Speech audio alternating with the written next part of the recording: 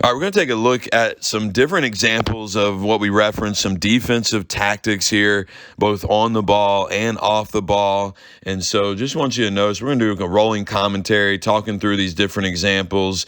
And let's take a look. This first clip right here is this. Notice the defender guarding Steph Curry, just how active their feet are, their hands are. They're creating disruption. They're getting Steph Curry, one of the best players in the world, out of rhythm and a little bit out of their comfort zone. Oftentimes, defensive players respect a great offensive player too much, and you need to get up in them and be more active. And just notice the activity with the feet and the hands. Here in the second clip, you'll see Kawhi Leonard guarding the ball. He gets a deflection just with active hands and anticipating, reading the offensive player's eyes, and he covers up the mistake. You'll see Tony Parker going under a screen and recovering defender there. That's just being active on the ball. Then right here, PGC grad Chrissy Tolliver with what we call a slap up. And that's a good habit to develop, to slap up on the ball. Slapping down looks aggressive, and even when you get the ball, the refs will call a foul. But she slaps up, creates a turnover, and that's a habit you can drill. That's a habit you can coach and competitive and practice. As we move into this clip here with Syracuse and Duke, I want you to notice this weak side corner defender, how what they call stunt at the ball, creates indecision, allows the on-ball defender to recover.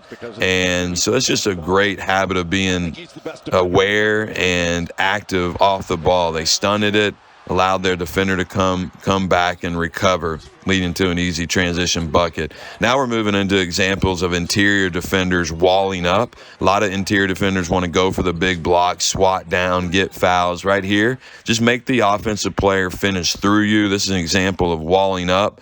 Another example of walling up here, this is the rule of verticality. So just jumping straight up, not going for the big block, but putting those hands straight up in the air and making the offensive player finish through you. Again, Power 5 Division I game, you've got a defender walling up. They do leave their feet, but they keep those arms straight up. And it's very difficult for a really high level, let alone a lower level player, to finish through defenders' hands and finish over them. So just getting the habit of walling up is really important. Right here, great example, again, of verticality, jumping straight up, both hands straight up, not going for the big block. Now we move into some examples of charges. And the thing I want you to notice here is the activity of the feet, how the defender keeps their feet moving, and they anticipate really well.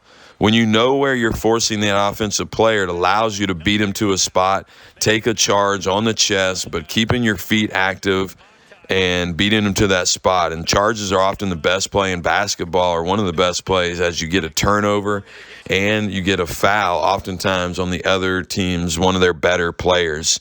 Again, keeping those feet moving, anticipating, beat him to a spot, not reaching in, hands are up, hands are back. And then this last clip here, when you watch Draymond Green talk on the court, you're gonna hear a few things, and I think you as a coach can pull up YouTube clips and share it with your guys, your girls.